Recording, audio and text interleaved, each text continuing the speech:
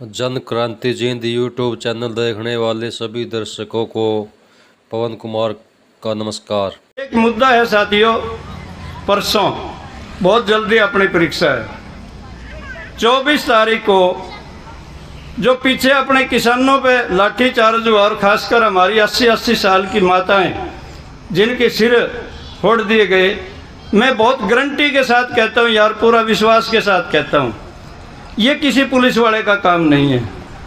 इन police के भेष में कुछ भेड़िए भी घुस रहे हैं और हमने 3 बार पहला पकड़ लिए। उस दिन हमारे साथियों से चूक रहेगी, उनको दबोच लेना था और खींच लेना था कीकरा के बीच में, जो उनसे 1-2 स्त्रियां के थे। क्योंकि हमारा पुलिस का सिपाही कदे भी अपने माँ बाप के सिर में लाठी नहीं मारेगा।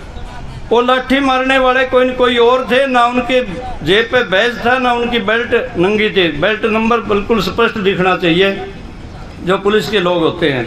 और किसी के भी हाथ में सीधा डंडा नहीं था, बांगी बोली लाठी थी, मोटी लाठी थी। जो पुलिस के पास डंडे होते हैं उनके बिल्कुल नज़दीक भी बात नहीं थी। ऐसे लोगों को अब हमने परख लिया है और उनसे ठीक एक एक करके हर बदला लेंगे। और उसी दिन हमारी 8 बजे तक जो बातचीत चली, लेकिन वो आईजी डीआईजी उन्होंने जो आश्वासन दिए थे कि सब मुकदमे वापस हो जाएंगे, उन्होंने धोखा किया और वो मुकदमे वापस नहीं हुए।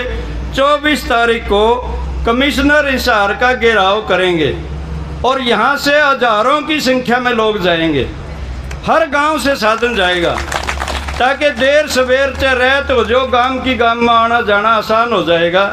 तो हम ये भी बताते हैं कि हमारे नज़दीक है, कमिश्नर हिसार का ज़िला है ये, और इस ताकत के साथ हम जाएंगे और जितने भी मुकदमे दर्ज हुए उन्हें वापस कराएंगे। जैसे अपने साथी आर्य साहब कह रहे थे, सरकारें दबाव में बहुत कुछ करती हैं। जब दबाव में झूठा मुकदमा दर्ज होता है तो दबाव में उन्हें खारिज भी किया जाता है। वो दबाव हम बढ़ाएंगे, क्योंकि सच्चाई है, हमारे बुजुर्ग कहते रहे हैं, एक नींबू में रस है, चाहे आप उसके 4 टुकड़े कर दो, जब तक दाब नहीं डालोगे उसमें तो रस नहीं टुपकेगा। चाहे 2 टुकड़े करके दाब डालो और चाहे 4 टुकड़े करके दाब डालो, दाब डालनी ही पड़ेगी। और हमें इस सरकार पे भी उसी तरह की दाब डालने का काम करना पड़ेगा। तो 24 तारीख को यहाँ बड़ी संख्या में जाएंगे और 26 तारीख को। और मेरी एक अपील भी है, जिन जिन गामा की तैयारी हो जाए कल ने वो बता दे कितने लोग जाएंगे, क्या साधन जाएगा, या नोट करवा दे उसे हर सिंह को। परसों सुबह अपन जल्दी चलना है, क्रांतिमान पार्क में सभा होगी पहले और फिर कमिश्नर ऑफिस जाएंगे। तो इसके अलावा 26 तारीख का एक बड़ा प्रोग्राम है जो पूरे देश में है। उस दिन काले झंडे हर साधन पर टंगे होने चाहिए। आपको आज ही एक बड़ा काला थान ले आएंगे हम, और हमने बहनों की ड्यूटियां भी लगाई थी, उसमें से काट के झंडे अपना आप सिमाएंगे, कोई ज़रूरत नहीं फजूल खर्ची करने की। और जितने पुरुष साथी हैं उनके लिए एक पट्टा होगा यहाँ बांधने का, वो सब बांधेंगे। अपना साधन पर झंडा टांगना है, घर पे भी झंडा टांगना है। काला क्यों मना रहे हैं 26 तारीख को? उसके 2 बड़े कारण हैं। पहला है 26 तारीख को पूरे 6 महीने हो जाएंगे इस आंदोलन को चले हुए। इतनी असंवेदनशील संवेदनशील है ये सरकार, 6 महीने में इन्हें बात करने का मौका नहीं मिला। यहाँ के प्रधानमंत्री ने ढाडी तो बढ़ा ली, लेकिन बात करनी घटा ली। और बंगाल चुनाव के बाद यूँ नहीं पता इस देश में विदेश में जाना तो अब बंद हो गया, क्योंकि विदेशी दरवाजे उनके लिए बंद हो गए। वो बहुत घूम लिया शुरुआत में।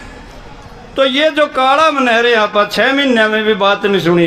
400 ज़्यादा किसान हमारे बीच से चले गए, उनकी कुर्बानी को हम किसी तरह भूल नहीं सकते, उसको याद करेंगे और शपथ लेंगे कि इस सरकार को जो यहाँ से इस तरफ वाली है उसको अरब सागर में पटकाएंगे ठेके, और जो उधर वाली है उसे बंगाल की खाड़ी में। हिंदुस्तान में बीजेपी आरएसएस और उसके लगे बग्या के लिए कोई जगह नहीं रहेगी, उनका स्थान बंद कर देना है। एक 26 तारीख को 7 साल पूरे हो जाएंगे मोदी के। पहली शपथ 26 मई को ही लीजिए। उस 7 साल ने भी अपन काला ही मानना, एक भी अच्छा नहीं हुआ। स्वामी जी यहाँ बैठे हैं, मैं इसलिए कहना चाहूँ, वैसे समय का अभाव है। इतने धोखेबाज सरकारें हमें नहीं देखी। मेरी खुद 65 साल की उम्र होगी, भी यहाँ 75-80 साल के 90 साल तक के बुजुर्ग बैठे हैं, जिन्होंने आज़ाद होता हुआ देश भी देखा है और आज़ादी के बाद की अनेक सरकारें देखी हैं। ये प्रधानमंत्री कहता था 2014 में जब बनारस में गया, मैं यहाँ अपनी मर्जी से नहीं आया हूँ, ना मुझे किसी ने भेजा है, मुझे तो गंगा मैया ने बुलाया।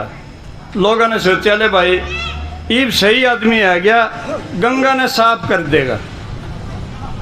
और फिर जब वो जीत गया और मंत्रिमंडल का गठन हुआ, बाबा जी बुरा ना मानियो, गुस्सा में कहना पड़ रहा, दर्द है, एक बैबन बना दी फिर इसकी मंत्री गंगा साफ करने की। फिर जरूर जचगी लोगों के, भाई तो बनागा कुछ न कुछ, बैबन कड़े ले जाएगी बेचारी पीछे ने। लेकिन रिजल्ट क्या निकला, पहले गंगा मैया में कोई मच्छी मरी हुई दिखाई दे जाती थी तो लोग यूँ कहते थे गंगा मैया का पानी खराब हो गया, ये निकम्मी सरकार इसकी सफाई नहीं करती। आज उस गंगा मैया में सैकड़ों लाशें तैर रही हैं। वो हालत कर दी, गंगा को साफ करने की बजाय उसे और ज़्यादा प्रदूषित कर दिया। जो गंगा से धोखा कर सकता है, जो मैया से धोखा कर सकता है, वो अपना के होगा, इस देश की जनता का के लग गया। फिर दूसरा ये कहते थे, और हम सब लोग जब कहीं भी कोर्ट कचहरी में खड़े होते हैं, गीता बहादुर के कहते हैं, मैं जो कुछ कहूँगा सच कहूँगा, सच के अलावा कुछ नहीं कहूँगा।